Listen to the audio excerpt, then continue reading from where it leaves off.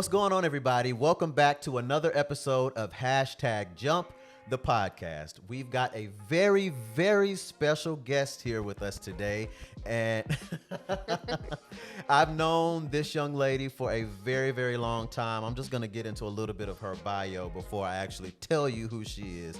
I met this young lady on the campus of Grambling State University, go Tigers, in 2004, where we were both students in the political science department. I was a member of the world-famed Tiger Marching Band. She was a member of the Orchesis Dance Company.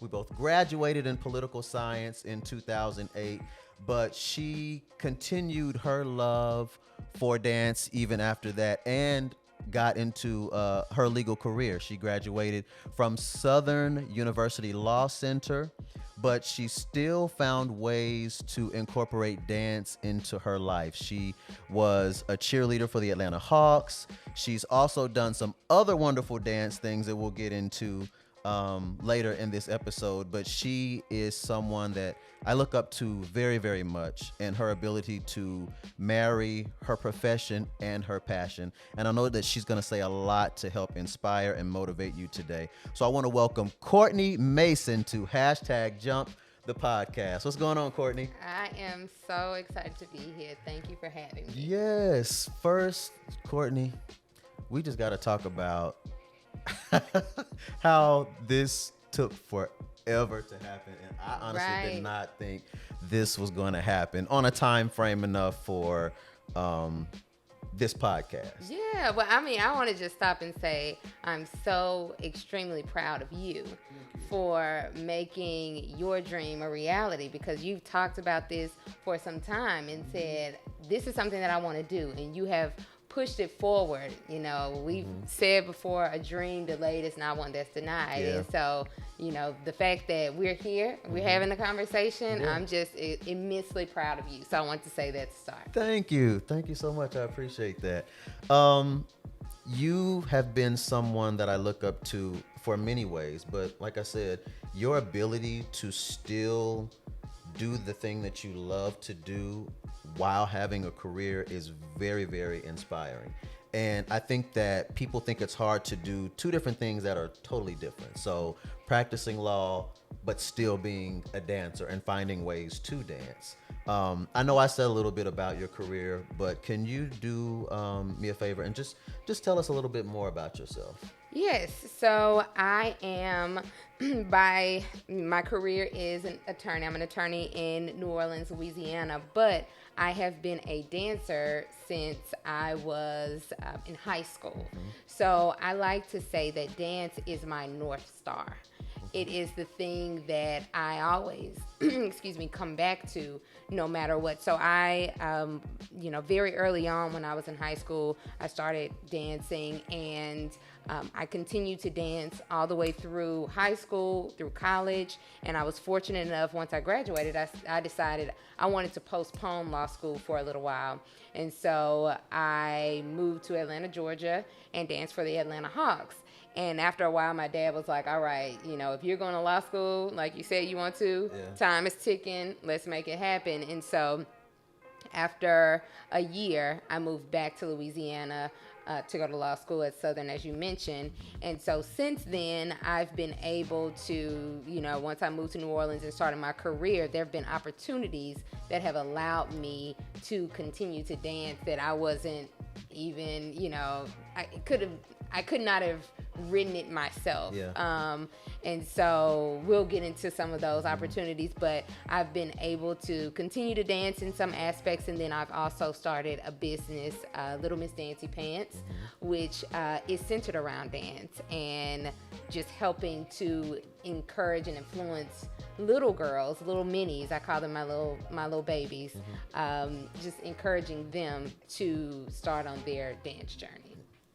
Now I want to get into really just the beginning. What brought you specifically to Grambling? I know when I got to Grambling, they had a political science department. I thought I was going to law school at the time, and that's what I wanted to do, but it was mainly because of the band. So it was like, oh, y'all got political science too, so let me go. But, did you always know you wanted to practice law in the very beginning? Well, I did for a while. So I got it. The idea of becoming an attorney came from, like most millennials having to stay at their grandparents' house and sitting up under my grandma, and we're watching Matlock and Murder, She Wrote and Perry Mason and all of those. And at one point she told me, Pumpkin, that's my nickname. She's like, Pumpkin, you can do that. That's, I can see you doing something like that. And then even, going into the judge shows like Judge Joe Brown and Judge Judy and all of that. So I grew up, spending time with my grandmother and my mom as well, watching those shows and seeing how their faces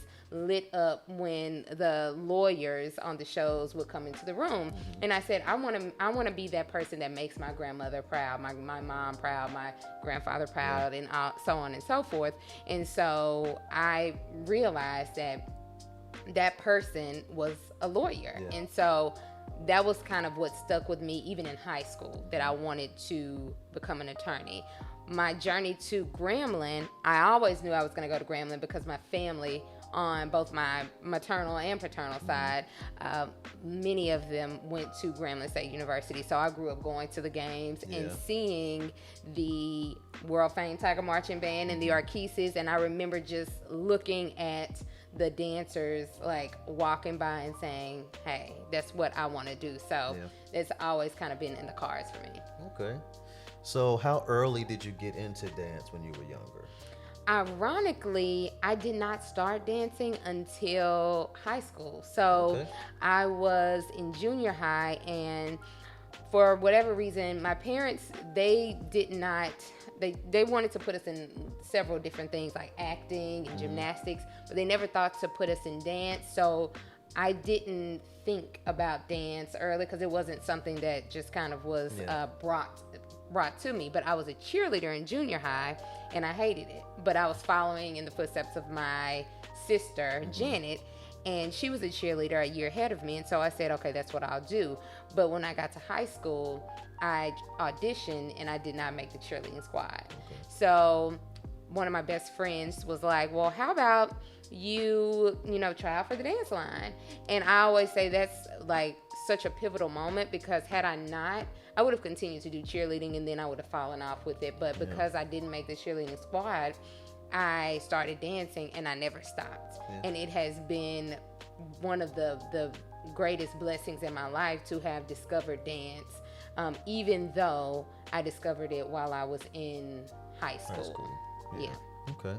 So growing up and seeing, going to the games and seeing Orchesis, and did you ever have a moment where it was like, well, I don't have the dance training? This is before you got into dance, where you felt like maybe I can't do that, or maybe this is kind of, most people seem to start when they're younger with dance. Did you ever have any moments where you felt like, ooh, maybe I can't do this, And honestly, I think it's so funny because it's one of the reasons why I started my book series. And I tell this story, frequently about when I started dance. One of my coaches, it just came so naturally to me that I wanted more of it. Like I wanted, and they got us in ballet classes, and we did take some classes once I was in 9th grade and on through. And one of my coaches said to me, I really wish you had been in dance early on, because there's no telling what where you could be now. Like, she was just like, you just have such a natural talent. And I think that was such a flattering compliment to me, but then it also kind of saddened me a little bit, because I was thinking, dang, I really wish I would have started earlier. But I was a sponge for my teammates who did have the training. I just learned from them, and I kind of caught on. So by the time I got to high school, I'd had essentially 4 years of training, by the time I got to college, I had 4 years of training during high school. And then when it was time, I just had like so much drive to like get out there, and I did not feel, ill prepared when I got to college. I know when I would go to the games and see them, nothing suggested to me that you can't do this, because I was already dancing in high school. So I want to credit my coach for just saying that, because it really just it confirmed to me that the feeling that I had about dance and what I thought, I'm like, I think I do okay dancing. Saying that led me to believe, like, you know, you do have talent. Even though you didn't start as early as some of your teammates, you have talent here, and, you know, just keep going. What was that transition like, though? I know you felt prepared going to college, but what was that transition like from having those 4 years to going to a team like the Orchesis Dance Company, and not just going to a team, but essentially, you know, we were living that crab life, you know, right. When you first get there. So what was that like for you? It was an adjustment for sure, because our high school team was drill team. It was very like kick lines and marching bands with the roll step. It was not flair. We didn't have like the different swag that Gramblin's band has. So I remember like when I got to college, some of the teammates would say, you know, you really got to loosen up. And I studied them as well. So that's typically my strength, is that I don't go into a setting and just immediately start trying to shine. I'm gonna be the one in the back. And I recall Kim Vaughn, who was our captain when I was a freshman, living the crab life. I always joke with her now, and she's a really good friend of mine. I remember she came down. I was like standing all the way in the back of the gymnasium when we were doing rehearsals and stuff at the beginning with that like Hell Week where you're, you know, doing camps and stuff. And she came and she was like, you need to do things this way. You need to do it like, and she was like so close to me, like telling me just basically, and I thought at the time it was a haze. But honestly, she was saying, even in the back, I can see something within you. So I want you to really get these steps. I want you to really adjust and like go from the drill team to the style of Orchesis. And I took that in, even though I was like near tears. I took it in and, you know, I just like worked my behind off to really understand what the style was for the Orchesis going in, so that I can make sure that I didn't miss the opportunity to dance. And fortunately, myself and my line sister, we were like our first year, we were the two freshmen that got to dance. Making that feel, Making that so feel. It was a good time. I was like, whew, I figured it out some kind of way. Yeah. So you mentioned something about being a sponge, and I just want to get you to hit on that a little bit. How important is it to be open in situations like that when you're just learning things in general, whatever, if you're a dancer or a singer, how important is it to be open to just the learning environment and to be a sponge and soak up everything that you can? I feel it's crucial in everything in life, especially in the arts, but just I always say that I'm a lifelong learner when it comes to my career, when it comes to things that I'm doing that are passion projects, always being able to learn from folks who have done it before and done it, you know, on a bigger scale than you have done it, and not in like removing the ego. Because when you go into situations and you just have your ego as the thing and you're like, oh, I'm this great person, then you're closing yourself off from what you can absorb and, you know, what you can learn from other people. And so I just make sure that I don't look at it like I know everything when I go into any room, because I feel like if I'm going into a room, there's always something that I can learn from every single person in a room. So it's vital when you're dancing, when you're acting, singing, in a career, whatever it is, being a learner and removing the ego from a situation and, you know, absorbing all that you can will help you to, I believe, like grow in every aspect. Okay. So we graduated in 2008, May of 2008, y'all, we got out of there. I ended up not going to law school. My plans changed, and yours didn't quite change, but you took a detour. Can you tell us about your time with the Atlanta Hawks and how that came about? Yeah, so after, you know, when we were preparing to graduate, I applied to Howard University Law Center, and I got on the waiting list there, and then they were like, okay, well, you're accepted.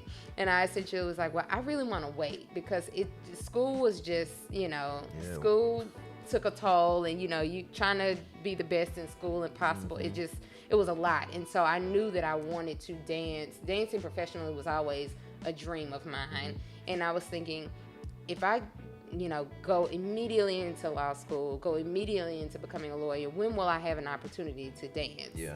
So I decided to postpone going to school. So I had to let Howard know, and they were like, I mean, if you don't come now, you're going to have to do the application all over again. And I was like, fine, but I really want to do this. So I went to Atlanta during that summer after graduation, auditioned, and made the team. And so I packed up everything and moved to Atlanta. And it was an amazing opportunity because I got to meet dance has afforded me to meet some of my lifelong friends, people that I never, whether it was high school, college, or dancing professionally. I've met some of the closest friends to me through dance. And so that whole process was a lot of fun because we got to do appearances, we got to do speak and be in like corporate settings. Even though we were dancing, you got to see what corporate events were like. And then you're working on practices, and it was a part-time job. It was like an actual job that we had to either be in school or have another job. So I taught, and I had like 3 different jobs. I worked like retail and stuff like that, and dance. So I had several jobs at the same time, but I loved it. It was just such a great time in my life because I got to just be out dancing in front of like thousands of people in multiple home games. So how were you able to still keep your motivation to go to law school? I feel like there are some times when we'll say, oh, I'll do it. Well, I can only speak for myself. If I keep pushing something back and back and back, I'm not going to do it personally. So how were you able to keep your motivation to still go to law school while dancing, and you got your multiple jobs and you're working, and I don't know, did you have to take the LSAT and all that all over again too? Or yes. So I did. I actually, 2 things. My dad was not going to let me forget that was my goal. And he was like one of the main reasons why. He was like, listen, law school is 3 years. Yeah, you need to figure out when are you going to do, what's the timeline? And so he kind of kept that at top of mind for me. But also I always knew that I would dance for a little while, but I always wanted to go back. So I had friends who were gracious enough to lend me their LSAT books, and I would go in between my 3 different jobs and go to the public library and just study for the LSAT. Wow. Just so that I could stay, sharp and then be prepared when it was time to take it and, do the process. So in my mind, I thought I would stay in Atlanta for maybe 2 years, 2 to 3 years. I didn't really have a definite time of when that process was going to be, when I would start to apply again. But it was always in the back of my mind that this is just, so you can realize this dream, but becoming a lawyer is also a dream. So don't lose sight of that. So I just kind of made sure that I kept that top of mind as I was doing everything else. Okay. So once you got to Southern, how was that being back in the classroom and on a different level now, not undergrad, but this is law school. So tell me a little bit about your experience. Law school was petrifying for me because I had not petrifying. I just had a fear of failure. Going into it, it was so I won't say it's cutthroat. It's just very competitive. Yeah, I bet. It's very competitive. You're getting graded on a scale. And I remember even after like the final exam I had for the last class of my first semester, I remember that I had a panic attack the night before because I was like, I can't remember all this stuff. And I was just like 2:00 in the morning on my living room floor having a panic attack because I just was thinking, I don't know if I can do this. I felt like, imposter syndrome is a thing where you're just like, do these people know did I put a wool over their ass? Like, I don't know if I'm smart enough to be here. And after I got like the highest grade in 2 of my classes that year, but the whole time I just put so much pressure on myself because I didn't think I was, capable until I actually did it. And, so I put my head down, and I really rarely wanted to work in groups because I didn't want to be distracted. I just wanted to get the work done because I was like, I can't fail at this. Like, this was a goal of mine. I have to do it to the best of my ability. So it was an adjustment going from the party scene in Atlanta to now buckling down and having to think like this will be your career. So it's even more serious than college. Well, yeah, and then to stay out, like you said with the party scene, but I feel like once you get in a groove of school and then something comes and sort of breaks that, it's kind of like, ugh. Yeah, getting back into it. It's a slog, but, you do what you got to do. Yeah, you got to. You definitely have to. So you were also editor-in-chief of the Law Review, correct? Yes. At Southern? Yes. Okay, so how did that come about? How does Well, that work? that was Law Review is a thing that is such like one of those prestigious things that everyone thinks about, like, oh, and people are like, President Obama was on Law Review, and he was the editor-in-chief, and so I really wasn't aware of all of this going into law school. I didn't go into law school thinking, like, I want to be on Law Review, but I learned about it, and I knew once I learned about it, like, my first year, I was like, that's what I want to aspire to, because being a part of this organization suggests and shows that you are doing, hard work. Yeah. And so thankfully, it's a blessing to have people in your life who see things in you that you don't see.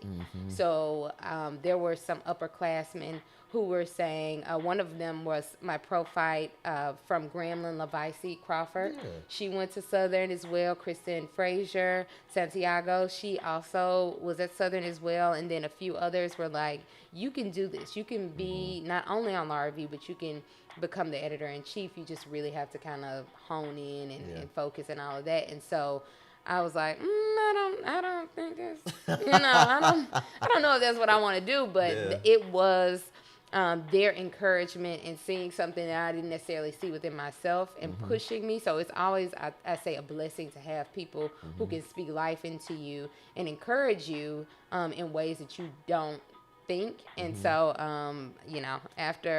after some time I applied for it, and thankfully I did get into Law Review, but then when the position came up, I went after it, and so it worked out.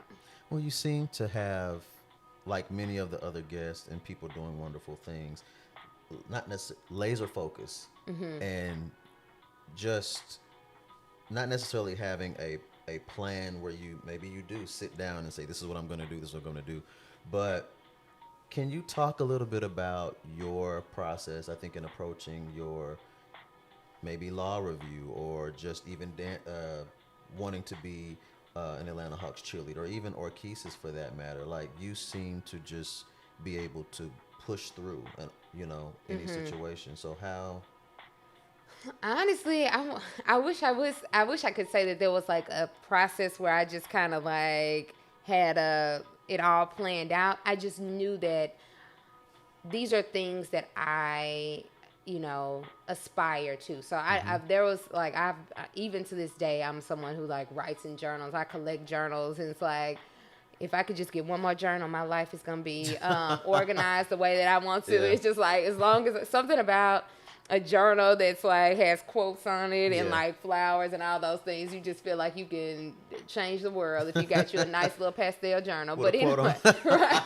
It's just what you feel like you can do. So I know that I've written out a lot of times, and I went back and looked at my yearbook, and I wrote some things in there about like, I'm gonna go to law school, I'm gonna do this. And I think writing out things that I aspired to, even when it was stuff that I thought, I don't know if I can, if that will happen, but this is like what I aspire to. I just kind of wrote it out, and I think I said it. So kind of like visualizing it mentally, like, what does that look like? Visualizing and writing it down has been my process to kind of achieve some of those things, and just like figuring out, what does this look like in order to become the best dancer, or like to grow as a dancer, in order to like get to this point where I can become, a member of the Law Review and all of that. What does that look like? And it really just, for me, it wasn't a blueprint that I had. It was just, you need to work hard to get there. You need to like figure out,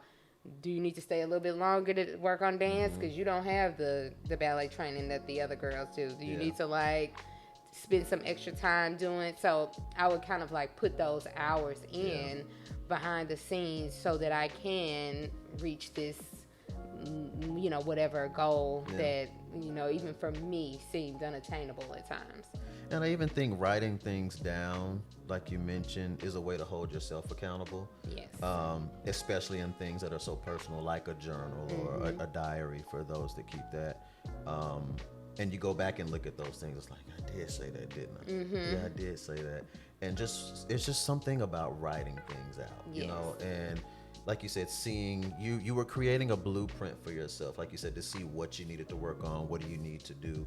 And it just takes so much effort, and I don't think people realize that sometimes. I think that we think things come easy, or some people do. You know, even if it's something that comes natural to you,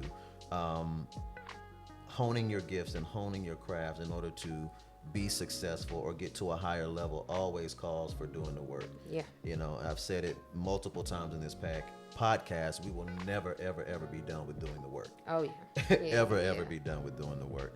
And so I just think that that's really extraordinary to think like that, because there are people that don't have that process to feel like, well, I know I don't do this well, so I need to do X, X, X, X, X in order to get to this spot. I need to do this to do this, you know, and it's just such a natural thing for me, and it seems like it's that way for you as well. How can people tap into that in themselves if it's there, or if your thinking isn't along those lines? How can one get to that spot?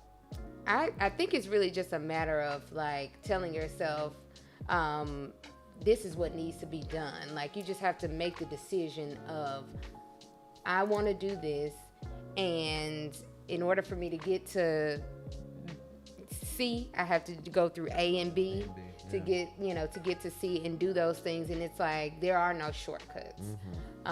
When you believe that there are shortcuts, that's when then you'll find yourself not getting to the place that you essentially want to be in. And so it's just like, don't look for the shortcut.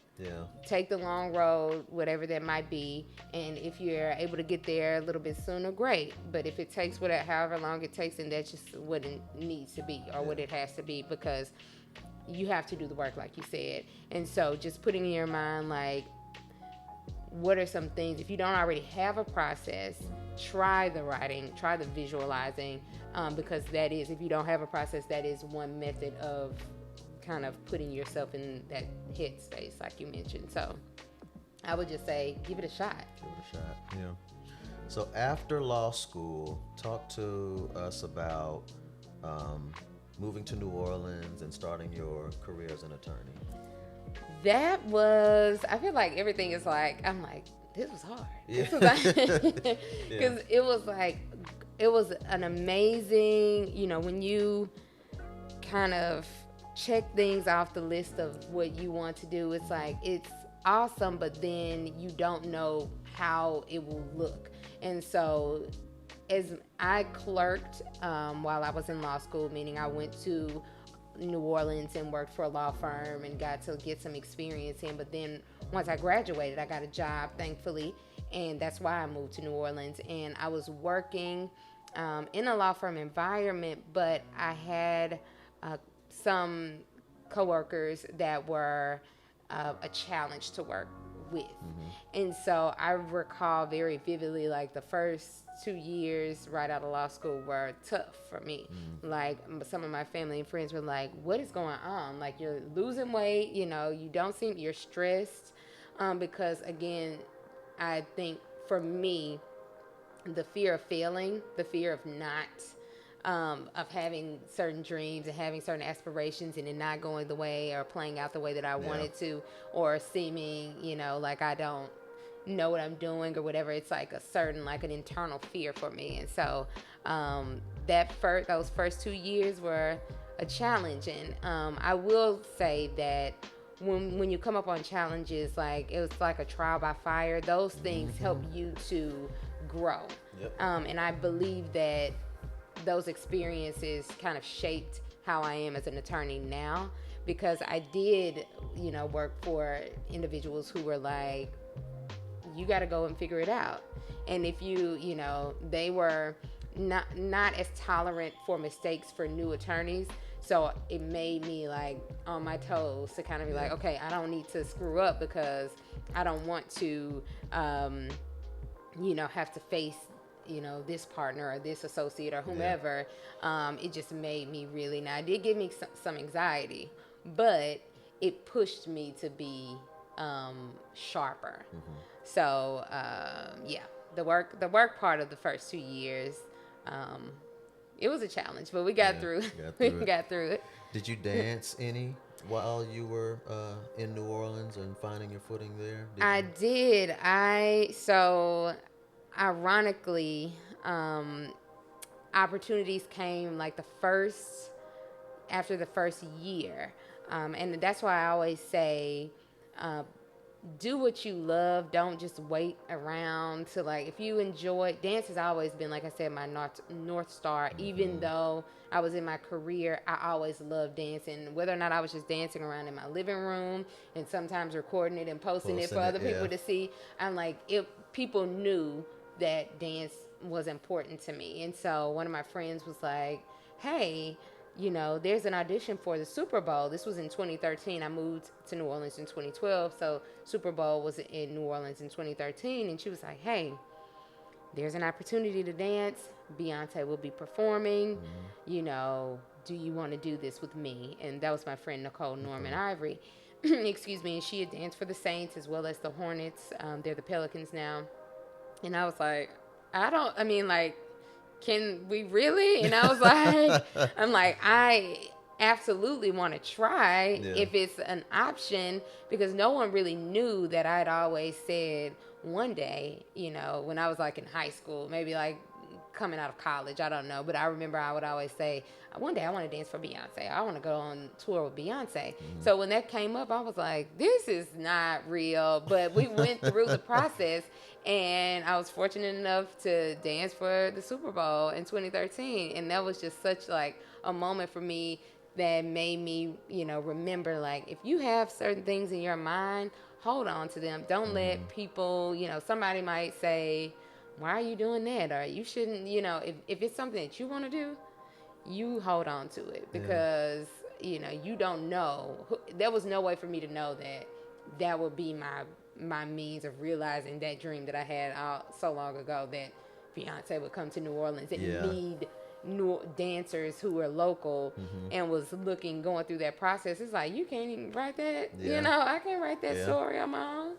So I did have that opportunity like a year into being in New Orleans, and I think that's the biggest one, to dance. And then I also went into acting for a little while. I did some stage plays, so that allowed me to be, tap into my performing and all of that while I was in the first few years in New Orleans. So, well, let's talk about Little Miss Dancy Pants. Like, y'all, this lady, and like she said earlier, she'll dance around her living room and post it. It's so obvious if you are following Courtney on social media, or just if you've known her. Like, I cannot associate you with anything other than dance.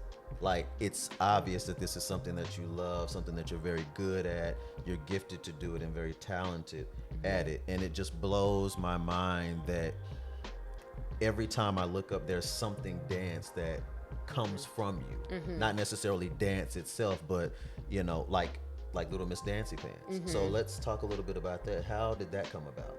So when I was newly in New Orleans, my friend who helped me to get the opportunity for the Super Bowl, Nicole, she has a daughter. She has 2 daughters now, but her first daughter was about 5 years old at the time, and I would have to babysit her. And I remember she was dancing around, and she would be like, can you put on Adele for me? And I'm like, Adele, girl, you 5 years old. Who done broke your heart? And so she is like, no, I want to do a dance for you. And I'm like, okay, girl. So I would put on Adele, and she would like dance. And then she was like, can you put on Beyonce? I have a dance to Beyonce I want to do. And I'm like, Okay, and I'll put it to Beyonce song. And she was like, can you just put on one more? And I was like, look, I mean, this has been about 5 dances you have done. And I remember saying to her, I was like, you are such a little dancey pants. And then when I said those words, I was like, that's interesting. And I was like, I always thought that she was like me in terms of loving movement. Like, just you hear a song and it doesn't matter who's in the room, you just kind of like doing your own thing. Yeah. Like, it's plenty of times where people are like, Courtney, like I'm like in my own world, and I look up and people are like what are you doing? But so she had that quality, and when I said that, I was like, that sounds like a children's book character or a children's character. Yeah. And I said, let me look and do some research to see if there are any storybooks or any toys or anything that are specifically related to kids who love, that are focused on dance, but that center a child of color, a black character who is the protagonist. And I found, like, Debbie Allen has one, and I think Whoopi Goldberg had a series, but it wasn't for little girls. And so there's the opportunity where it's like, if you see something that there's a void and you believe that it should be created, then figure out how it can be created and put it out into the world. And so it took me some time. I just kind of kept it to myself. Like, I mentioned it to a few people. I was like, I kind of want to write a children's book. Yeah. But I was doing the research on my own. And I know one of my friends was like, you just in passing said you were going to write a book. And then some months later, you have a whole product, and I was just like, well, because I wanted to, figure it out on my own, see if I can make it happen. And it was more than a couple of months, but it took a little time. Probably, I want to say like 6 months to do. And I was like, okay, I'm going to create Little Miss Dancy Pants. Yeah. And to my surprise, once I announced it, people were just like, this makes complete sense. And everyone kind of thought it was based on me. And I always say that I see parts of myself within this character, because I wanted to put what my love for dance was into the character, but it was also inspired by Nicole's daughter, Nielle.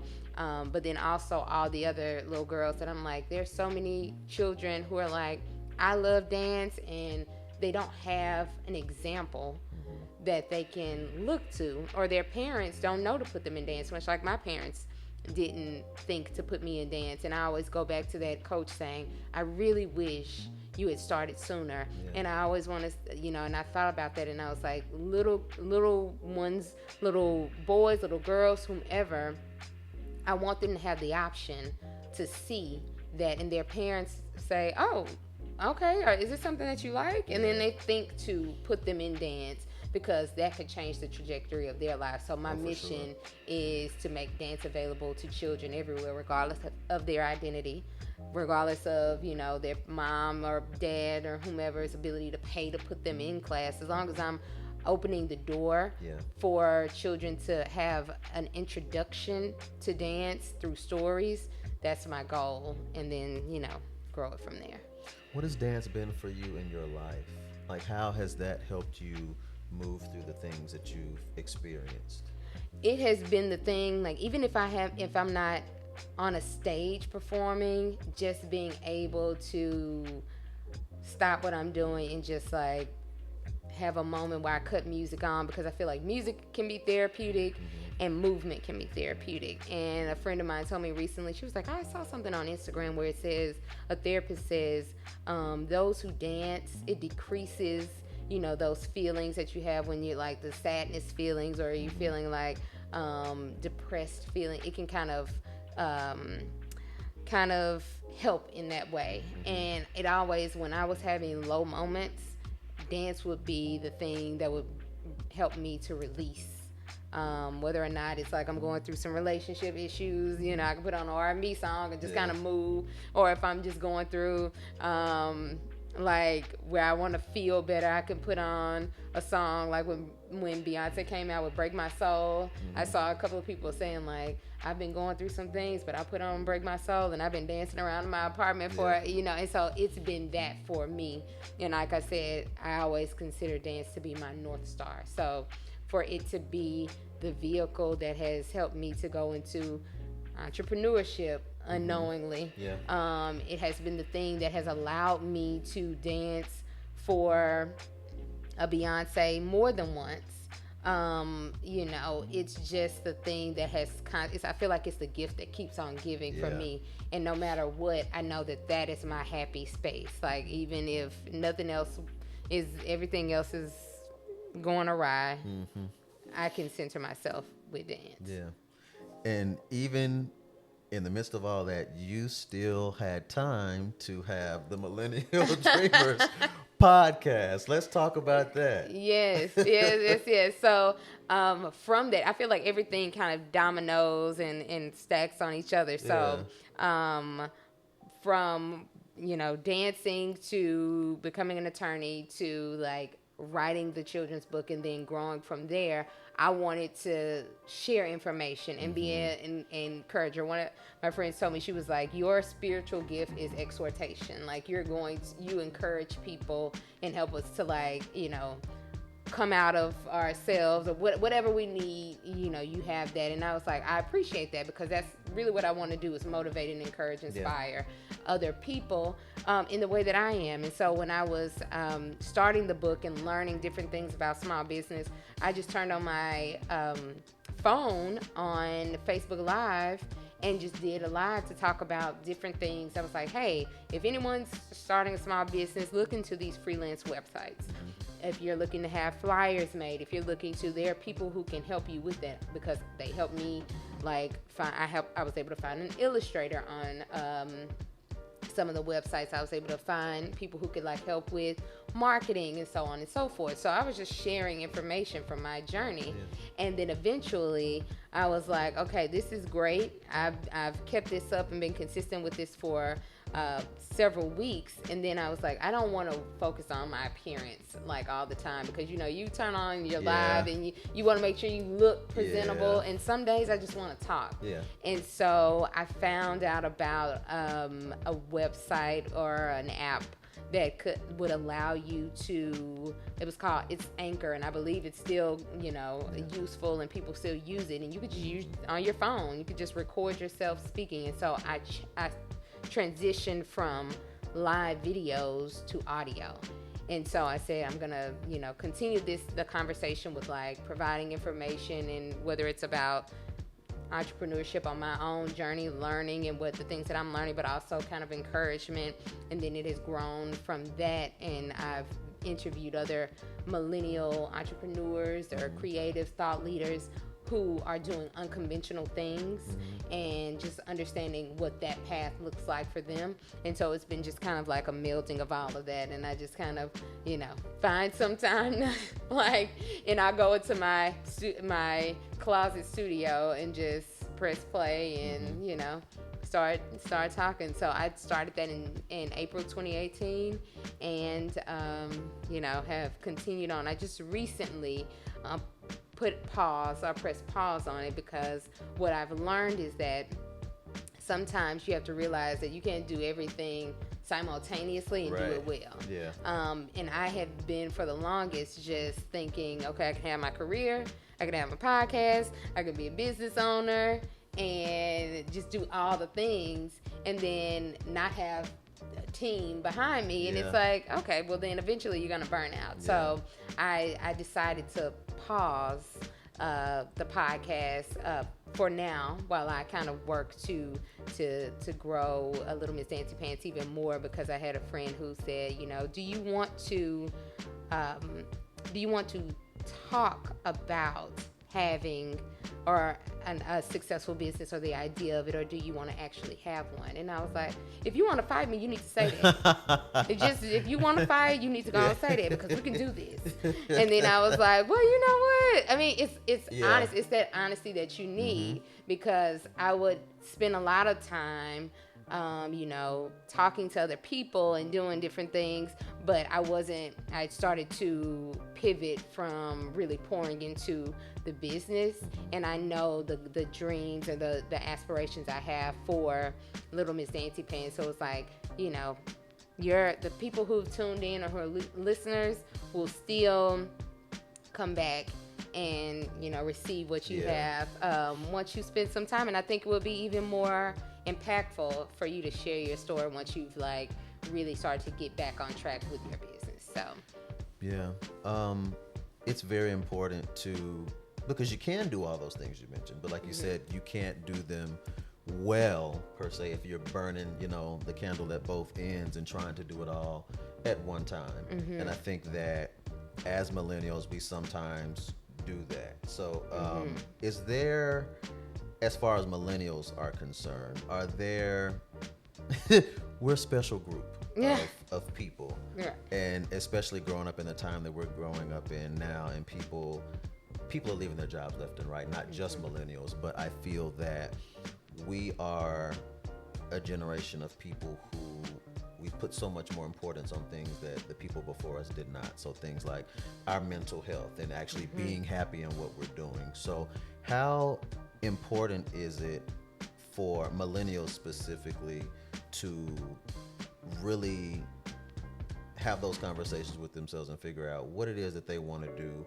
and figure out how they're going to do it, How important is that? I feel like it's no other option other than deciding what your happiness will look like. And I always talk about how my mom, around the time when I was just really going through it and struggling with my initial job right out of law school, and just saying I'm not happy. And but my parents are like, you have this great paying job, you are like straight out of college, how can you leave a job that makes that much? And I was like, but I can make all of this money and I go home and I'm miserable, or I go home and I still have to work because there's deadlines and things like that. And it just wasn't, I didn't feel like it was the best way to live, because I'm like, there are people who make tons of money and they just are not happy with their lives, and I did not want to be that way. And so I think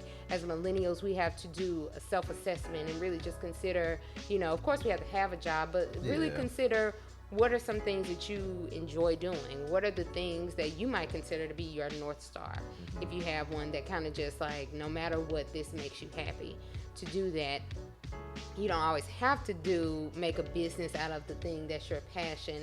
But it can possibly help you to lead you in that direction, or look at things that you're like strong in. What are some things that people tell you, you're so great at this, like you're so organized, you're so you'll have everything together, and you may not have thought of, I can help other people, I can be a consultant and help folks organize, do so on and so forth. That could be a business that catapult you into whatever financial independence or that you are looking for. And so I think it's like imperative for our own mental health, but just also a source of happiness, to like find something that you enjoy doing. We don't have to live the way our grandparents and parents lived, where they just kind of said, hey, I'm working, I'm making a check, and I'm coming home. It's not about happiness.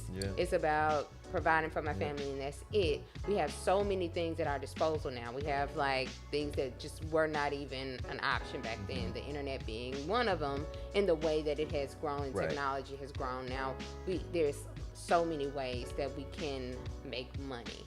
And so to just really tap into that, I think will be helpful for millennials and anyone else who's like looking to have a fulfilling career. I think that our passions or purpose or things that we tend to do well, or that I say yield fruit, are things that are really tied to our heart. And I think that a lot of times they stem from the things that we do naturally, or have, like you mentioned before, with dance, or things that just sort of are natural to us, and I think a lot of people are afraid to do things differently. I mentioned earlier, you to me have been the perfect marriage of passion and purpose, but also I'm doing something that it's not just your job, you're passionate about the law as well. But you've been able to do it in such a way where you just do it so well. It just doesn't appear that there's been, I don't want to say that there's been struggle per se, but it just seems like you have a grasp on the balance of the two, if that makes sense. Like you do law, but you also make the time to dance. And I wanted to say this earlier, y'all, she dances on these videos in her living room like she's dancing in front of 500,000 people. Like I said, you can just tell that you really, really, really love it. But to what I was saying, I'm sorry to be rambling like this, but to those people who feel like I can't do this because, well, I got this job, I got a mortgage, and I got kids and this, we think a lot of times that we can't do certain things because of what society tells us. Like, there's no way somebody probably thought, oh, well, I can have a career as a lawyer and do the things that like you've done, or just anything, anything great outside of that. So can you speak to just the fear that people have sometimes of stepping out and doing things, one, out of their comfort zone, but also two, from keeping themselves from doing things that they really, really love to do just because of external forces? Yeah, that is a big thing that I've seen, and even just speaking with friends, speaking with, people on the podcast, and just kind of like listening to commentary, just this idea of wanting to please everyone else, like please people in your family, or just being embarrassed or thinking like, if I do this, I'll look a certain way. And I always say that, if you want to do it anyway. Do it scared. Start before you're ready. Because one, if you start before you're ready, you'll get to like get that experience in, make those mistakes, and figure things out that'll help you as you like elevate in whatever it is that you're doing. So start before you have all the answers. It doesn't have to be perfect. But then also to the point of like being afraid of what society has to say. I will use myself as an example about dancing in my living room. I believe opportunities come when people see you doing the things that you love. I had a second opportunity to dance for an event for Beyoncé because people saw that I was still, even though I was an attorney, I was still doing this and enjoying it. And so back in 2019, when Beyoncé was doing her collaboration or doing her release for Ivy Park and with Adidas, she had an exclusive release party at Coachella. And this was after she had done Homecoming and she'd headlined and so on and so forth. And she asked Grambling State University, go Tigers, right? World famous Tiger Marching Band.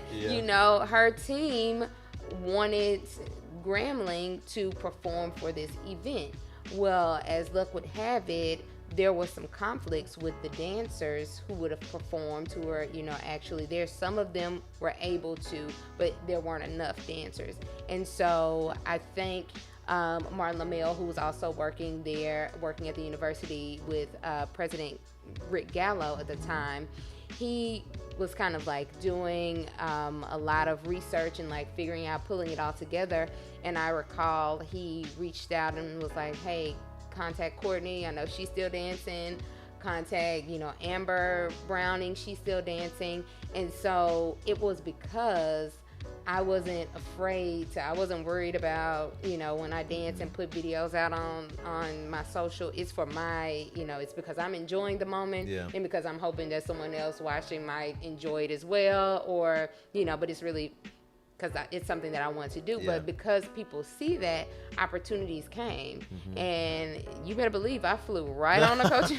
I was like, when do I need to leave? I will pack my things tonight. I was not gonna let a moment like that pass me by. And so you miss opportunities when you're so in your head and focused on like, I look this way, or people are gonna say things. I've had friends who have said, you shouldn't do this, or you're a lawyer, and what are the people at the law firm gonna say, Yeah. or what are and I'm like, you don't know, you're saying this, but you don't understand that this has been a dream of mine for, so you're essentially telling me that I'm supposed to just kind of put something off that I've always wanted to do. It's not preventing me from being a great attorney. It's just allowing me to have a wider range of opportunities. So I kind of went down a rabbit hole, but to your question, it's like, do whatever you can to get out of that headspace of what is everybody else gonna think. Yeah. Because you'll miss the opportunities that you want for yourself by trying to appease whomever, society, family, friends, partners, whatever, if you're not being true to who you are and not just going with what it is that you want to do. But why is it that way in the first place? Like, I think because it's a career as a lawyer and you think it's so different than being a dancer. Why do we live in society where they feel like you can't do that both at the same time? I've even find myself falling into those traps sometimes. Like, it's like, well, I'm doing this, like even with me working my 9 to 5, I'm doing this, but I can't do both. And I did both and it was exhausting. But I think for you, what I was doing in terms of my work is something more flexible than being an attorney, because I think it's kind of that is a career. So why is it that people feel like you can't do both? You know what I'm saying? Yeah, I think it's because when you think of attorneys and you think of the legal profession, it's very corporate. It's very kind of conventional. You don't have, people are in suits and ties all day, and it's very serious because you're working on contracts, or if you're on the criminal side, you're going into court, and so it's a very serious profession, and it's very corporate. And so being on a creative side is much different from that, because you're showing your personality. When you're in a corporate, depending on what corporate job you have, you're not really showing your personality a lot. You're like trying to make sure that you're getting the work done and your head's down and you're at your computer and you're just, so it really is a difference in the way people think about it, because it's like, we don't think about dancing and moving and like free spirit when we think about corporate law, or we think about law in general. And so I think it's just kind of like that is what kind of puts people in the mindset of, oh, you can't do both. But when you just kind of don't subscribe to that and say, well, I am going to do both. And, I remember I went to and told my associates at the law firm once I made the audition for the Super Bowl, and I was whispering, and I was like, I don't want to tell. And they were like, oh my God. It was just kind of like they were so excited for me. And I was like, I was petrified that, I would be looked down upon because I was doing something like that, and they thought it was the coolest thing ever. I remember we had a marketing director, and he sent out an email blast and was like, everyone, Courtney will be dancing. And I was like, don't do this. But it was just like, they're human beings too. And though we understand that some of these professions are straight-laced and all of that, it's like people are excited for you when you have a win in whatever your goal is. And just like, so that's the reality of it. It's different worlds, but if you are the type of person that you want to go after it, whatever the two opposing goals you have. Have you ever had any moments where you just felt like, I know we kind of talked on some and just different things coming up, like with the law review, initially not thinking that maybe it's something that you could do. Have there ever been any moments where you just felt like you failed, or I don't really even like to use that, I like learned something is what I say. Have there been moments that were just, you just didn't know if you would recover from them, or just things that really sort of almost set you back? I want to say it was mainly law school, and just kind of like the sheer pressure of just trying to make sure that I didn't screw it up. And I remember when it was like time to take the bar, that's when I really would have like panic attack, and like just like crying, fits of I just could not fathom not passing the bar on the first time, because I was like, I would be an embarrassment to my family. Like, you tell yourself all these ridiculous things, and it's not true. If you don't, I mean, Michelle Obama didn't pass the bar. I don't know if she passed it the second time. She didn't do it the first time. She may not have passed it the second time. Don't quote me on that one, but I know she didn't pass it initially, and it's like, we all love Auntie Shirley. So, it's not a marker of whether or not you can, how smart you are or how capable you are. Sometimes some things just don't work out, but I kind of, around that time, I was just putting so much pressure on myself, and those were the moments where I just felt like, I might not be able to do this. And then I just feel like if I don't, then I'm definitely going to be a failure. I'm definitely going to be.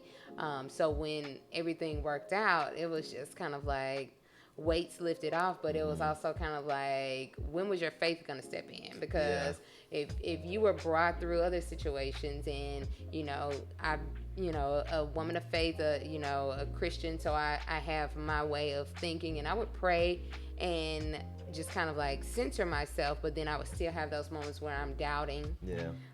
Instead of saying, I put my faith in this situation. God has given me these talents and these skills.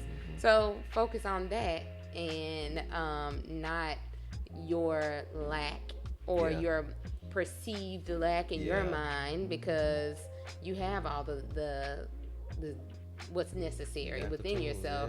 Just do what needs to be done. But just that fear, I think those were the things that were.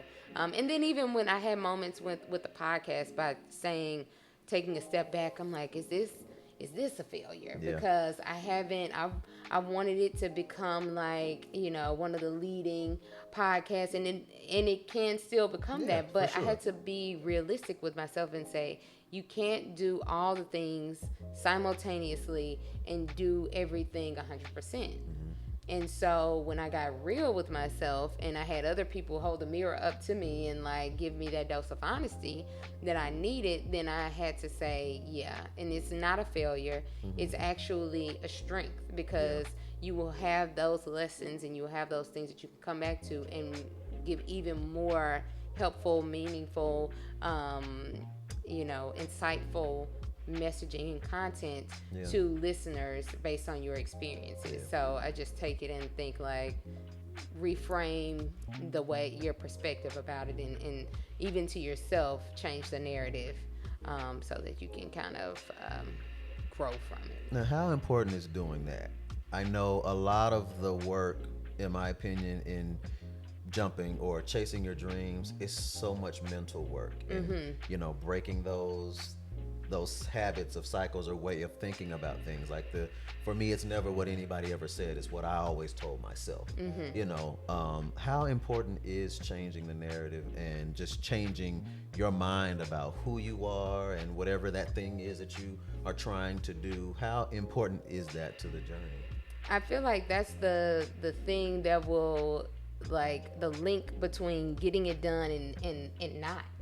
That self-talk and that convincing yourself whether or not you can and can't do it, you can. If you've told yourself, I can't do something, and you continuously tell yourself you can't do it, or I'm incapable, or I'm not smart enough, I don't have all the resources or whatever, that's going to be true. But if you rework and change the narrative, not for everyone else, but to yourself, then it's going to help. And the way that you can change the narrative and the perspective is feeding your mind with other things that are encouraging. So finding podcasts like Jump that you can listen to other people, right, and their stories, and be motivated.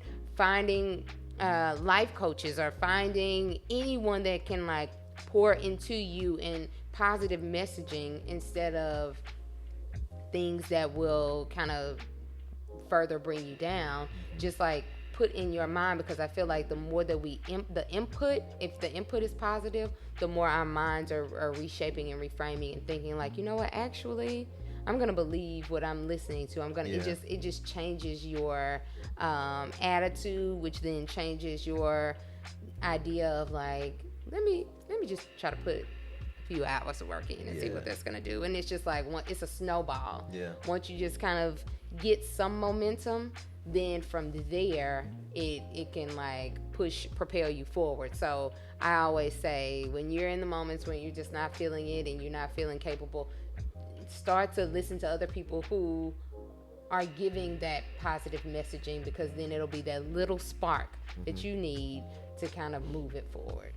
Now, how important is rest? Because in all, especially when you started talking about all the pressure and all of that kind of stuff with law and just in trying to, you know, grow your business with Little Miss Dancy Pants and working on your podcast, how important has rest been in your journey?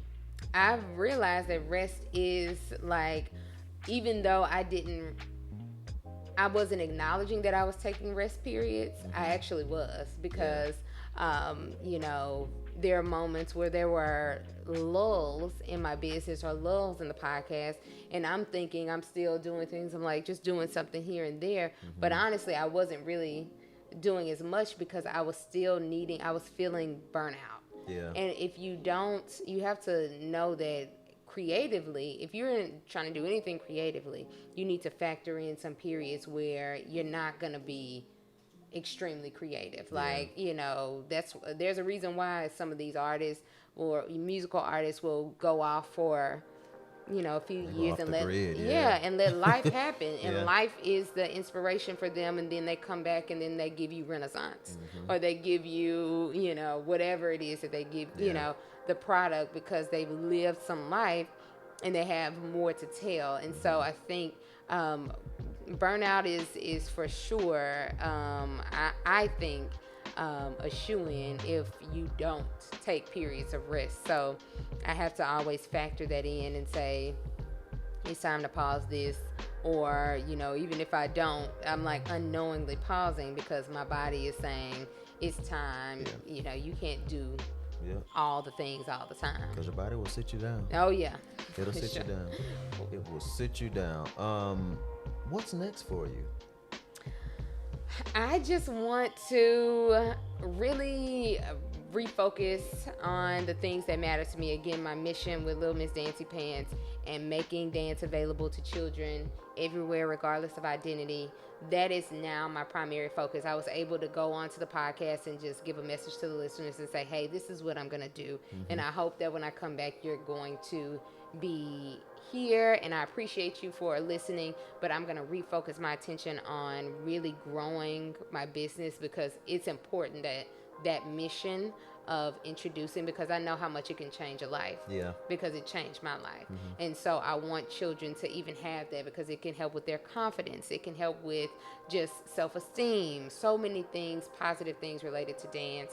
And I just feel it's so important. And so for me, what's next is just being laser focused and committed to the business, and then coming right back around to pick up the microphone and you know, and just getting back to it. So I'm inspired by you for being on the microphone. So when it's time, now it's my turn to listen to your episodes, so that I'm feeding my mind with these inspirational messages that you have.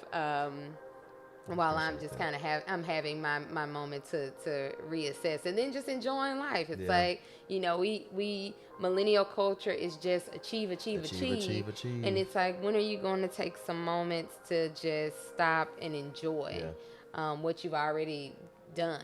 Because we do a lot, and we figure out, you know, we've come across so many things. So it's like taking a pause to just appreciate and be content with whatever you've already achieved is important. And so I want to make sure that I do that in the midst of all my getting, you know, as they say, in the midst of your getting, get some understanding and get some rest and get some whatever else. That's what I'm trying to do. So what is success for you? Like, I know you mentioned achieve, which is the culture really for millennials. I know success for me is subjective, but what does success look like for you in your life?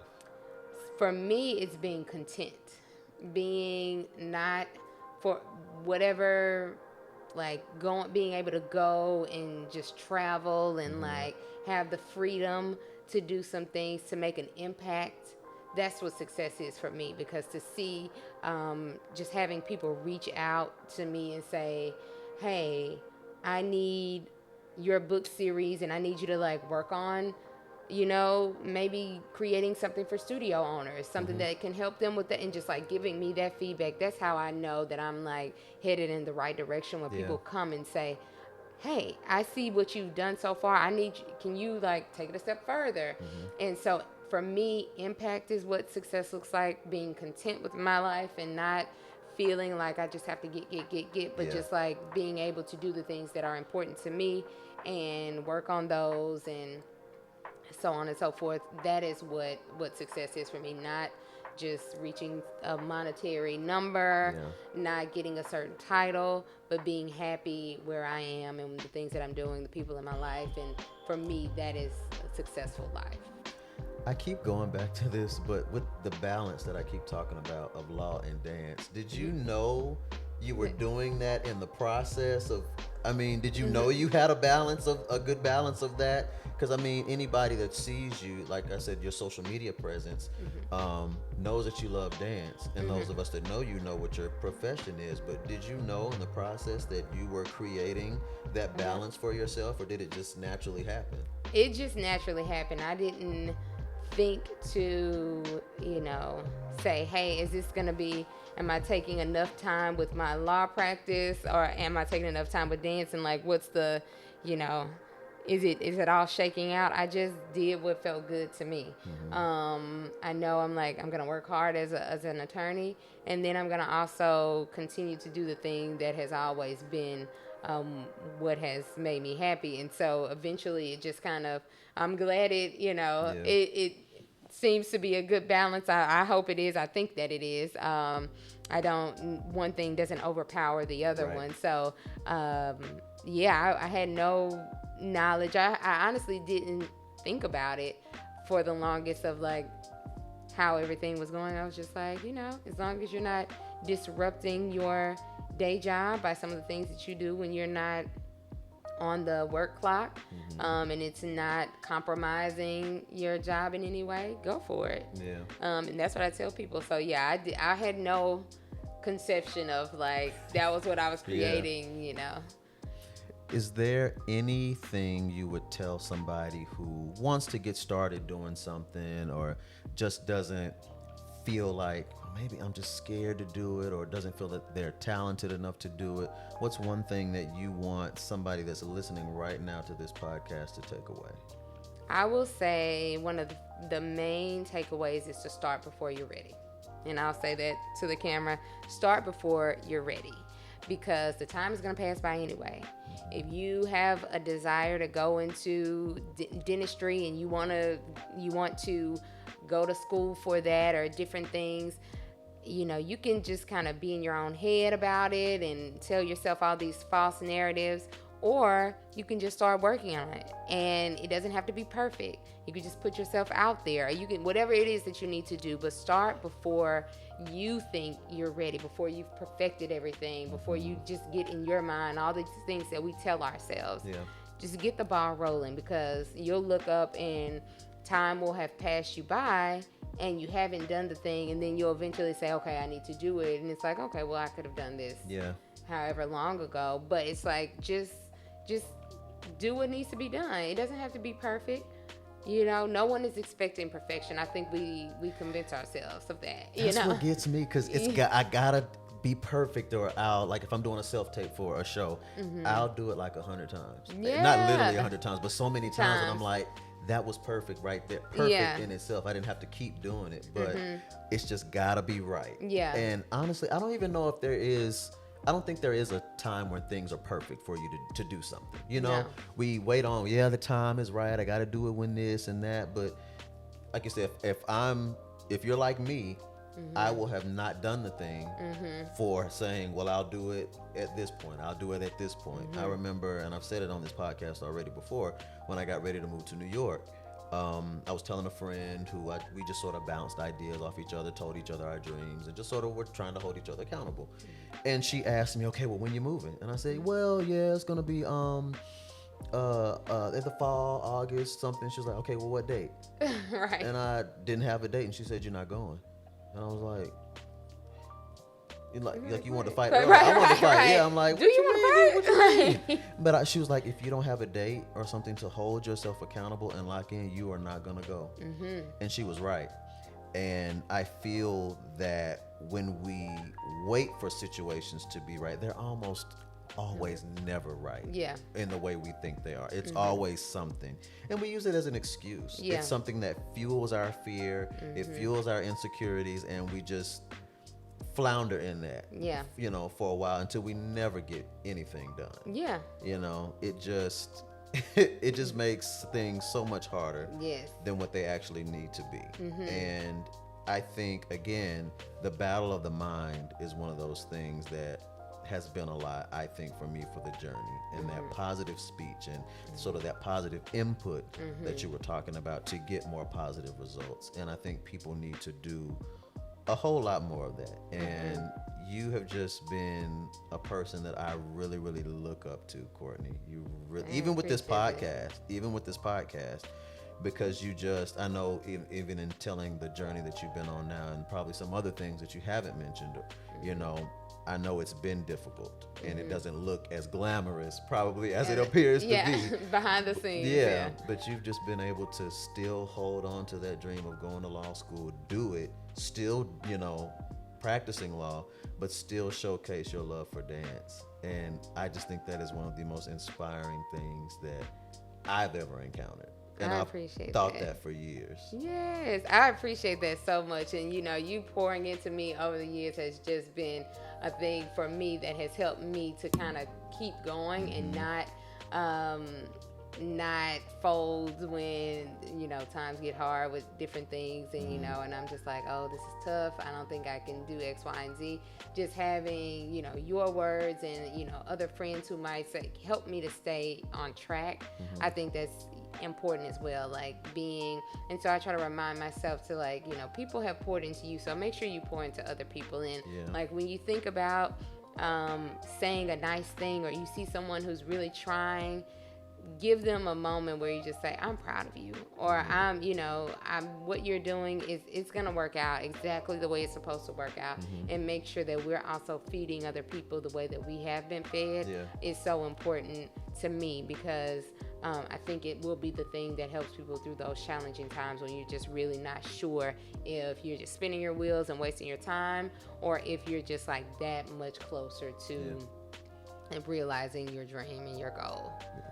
Courtney, how can people follow you on social media? I'm talking about the podcast, Little Miss Dancy Pants, you. Give us that information. How can we keep in contact with you? So I have my personal brand or personal page is Courtney Rashawn. The spelling, I'm sure, will be it will be on the screen. You're probably looking at it right now. Right. And so that's my personal brand on Instagram as well as Facebook. Also, to follow the podcast, it's the Millennial Dreamers Podcast. On Instagram, it's at Millennial Dreamers. And also, Little Miss Dancy Pants, you can find the book at littlemissdancypants.com. The Instagram handle is at Little Miss Dancy Pants, and the books are also available on Amazon, which I always encourage people, because we all love Amazon and Prime shipping and all of that. You can get the books as quickly as possible. Just search Little Miss Dancy Pants on Amazon, and so those are you can find me on all those different planes across the interwebs. Y'all, this is Courtney Mason, a wonderful, wonderful, wonderful friend of mine. Courtney, I appreciate you again for coming out. I did not. Again, y'all have no idea the stress that this came with. Not her, but just in trying to plan this and with an unnamed airline. Right. I won't say who that is, and trying to get her here to do this interview. And I remember, like I told you before, I hadn't told you guys, but I knew when I wanted to do this podcast that you were going to be my first guest. I said that from the very, very, very beginning. I appreciate that. It just again, I can't say enough how much you have inspired me to go after the things that I want. And it's good to just see how you have blossomed and soared since the campus of Grambling State University. Y'all, she may not say this, but Courtney was one of the it girls on campus too. She was a mover and a shaker on campus. Well, thank you. I'll take that. I wouldn't say that about myself, but I'll receive it because I have a problem taking compliments sometimes. So I'm just gonna say thank you for that. I got one more question actually before we wrap up. How did Grambling help you in your dream chase? Like, what, we didn't really get to talk a whole lot about our Grambling experiences aside from that I was in the band and you on the dance line, but what did Grambling teach you? Grambling taught me that the possibilities are endless for what you want to do. Like, being a part of the Arkeesis, just in and of itself, I had so many different opportunities. I mean, we were on the set of The Great Debaters and got to do that. Some of the people who were older than us, they got to do drumline. It's like so many different opportunities came from Grambling. Even me graduating and having the Beyoncé experience the second time around came because of people who, the institution itself and people knowing how wonderful Grambling is and how powerful the name is and how talented the students are and the leadership is there. But just having faculty and having professors and just other people within the administration that will push you and like encourage you to do things. One of the reasons when I got to Grambling, one of our professors who's no longer with us, Dr. Willie, he encouraged me and said he was the reason why I applied to Howard for law school, because he was like, look, you can go to law school if there's something you want to do. This was my school. Yeah. Go ahead and apply for it, but you're going to have to do these things. And he would just kind of like help me out and encourage me in that way and say, these are the things he wasn't going to handhold, but he was gonna give you some tough. That man was mean, y'all. Yeah. No, Courtney, I remember in one class he told us, he said, some of y'all are gonna go to law school and some of y'all are not. It was right. Okay, mind you, you're in a room full of people that all want to go to law school, and it was like, why would you say that? Why would you say that? Right. So, but that tough love and just like it was. Grambling was an area where it's like you're gonna get the tough love, you're gonna get the help, you're gonna get the camaraderie, you're gonna get the push that you need. It really is like a family, and I felt like leaving Grambling, I was equipped. Even when I would second guess myself, I knew that I was equipped because the university instilled in me things that are reinforced things that were instilled in me, by family or previously, but it just helped me to just kind of keep my mind, on the prize and say, I come from a good, tutelage coming from this institution and all the things that it taught us. So, yeah, I owe a lot to Grambling State University. As do I. Yeah. Courtney, again, I thank you and I appreciate you for coming. Thank you. I thank you guys for watching another episode of #Jump the podcast, and we'll see you next time. Hey guys, please make sure to follow, like, subscribe, comment, and share all things #Jump the podcast.